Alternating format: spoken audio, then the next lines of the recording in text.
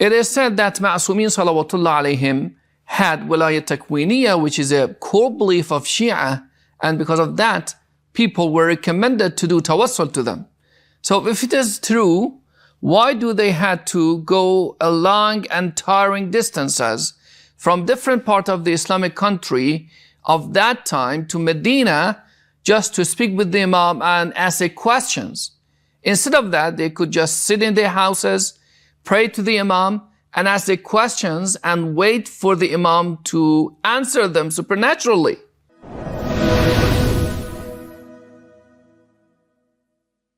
Bismillah ar-Rahman ar-Rahim wa bihi nasta'in innahu khayrun nasilun wa mu'in. Assalamu alaikum, dear brothers and sisters. This is the third and maybe the last shubha that we're going to cover in this series about Tawassul. So please stay with us. Firstly, if we put aside the noble Prophet of Islam and speak about Ahlul Bayt alayhi salam, we should say that the authorities and special powers that bestowed upon them were considered secrets because most of the society couldn't comprehend the real position of these noble people. Please pay attention to this beautiful and interesting narration from Imam Sadiq alayhi salam. In this hadith, Imam Sadiq alayhi salam was among a crowd and wanted to speak about his level of knowledge. The Imam alayhi salam says, I know everything in the skies and on earth. I know what is in the paradise and hell. And I know what was and what will be. Then he paused for a moment. Seeing what he said is unbearable and incomprehensive for the crowd, he suddenly said, and I know that from the book of Allah subhanahu wa ta'ala. So based on this narration, we can say that Ahlul Bayt alayhi salam had the method not to disclose these powers to the public and only revealed them to their closest companions. Secondly, Allah's primary method in managing the affairs of the universe is to act based on the normal or natural causes. There's a hadith from Imam Sadiq alayhi salam stating that Allah subhanahu wa ta'ala refuses to put things in action except through means. Consequently, Ahlul Bayt alayhi salam, as the representatives of God on earth, have to follow the same method. They are here to manage the affairs of the people in a normal way and teach them how to traverse from the temporary life to the permanent one.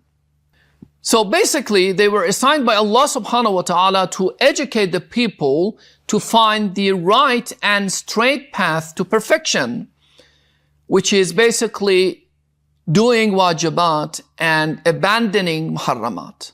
Thirdly, the infallibles are role models for society, not shortcuts for them, meaning that Allah subhanahu wa ta'ala has introduced the infallibles, starting with the noble Prophet of Islam, as the role models for them. It is stated in Surah Al-Ahzab verse 21 that Rasulullah is uswatun hasanah, meaning a best possible role model for humanity.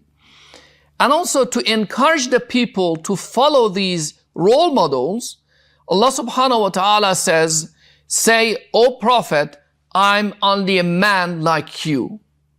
Therefore, the infallibles had to live a normal life for the people to believe that they can follow them. If they were to exercise their unique God-granted powers anywhere and anytime, that would compromise their role model responsibilities, as the people would feel alienated from them. Fourthly, the infallibles had to prepare the Muslims, especially Shiites, for the time of occultation. They knew there would be a time when there would be no direct access to them, so people should know the alternatives. Thus, they educated a lot of companions to be experts on different topics like fiqh or i'tiqadat, and assigned them as their delegates in different regions to answer the people's inquiries, and also ordered the people to follow them and ask questions from them. Additionally, we can say the same thing for the noble Prophet of Islam.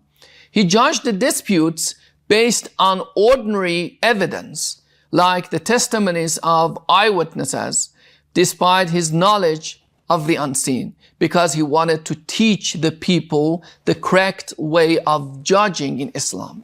Lastly, there are numerous reports in hadith corpus stating that Ahlul Bayt alayhimus salam were using their unique powers only in exceptional cases, either to enhance the perception of the companions about the idea of prophet and imam, or to use as a proof against an enemy.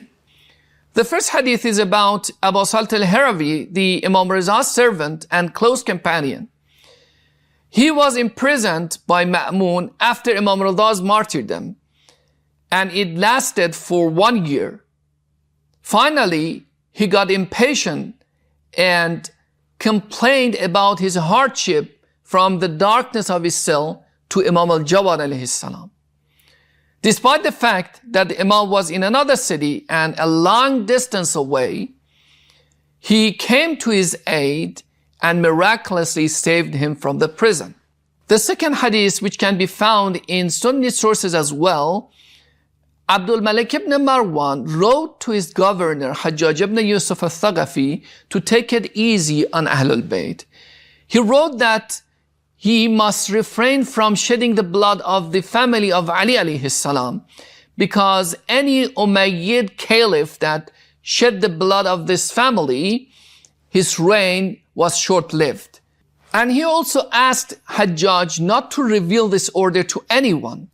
But Imam as-Sajjad alayhi salam, who has the knowledge of unseen and unknown, exactly at the time he was writing the letter, wrote another letter to him, thanking him and saying that Allah subhanahu wa ta'ala is going to prolong his reign because of this mercy upon the family of Ahlul Bayt. So let's summarize what we have said, because this clip is getting very long already. Number one, not anyone could understand the real position of Ma'sumin salawatullah alayhim, so they usually kept it secret. Number two, it is Allah's will that everything is done through normal methods. Number three, Ma'sumin alayhi salam were role models, so they had to live like other people to encourage them. Number four, the infallibles had to provide alternatives for the time when they were out of direct reach, like during occultation. Number five, there are many cases that the infallibles exercise their true powers for various reasons. So, the knowledge of the unseen and the supernatural powers of Ahlul Bayt doesn't contradict their normal life. Wassalamu alaikum wa rahmatullah.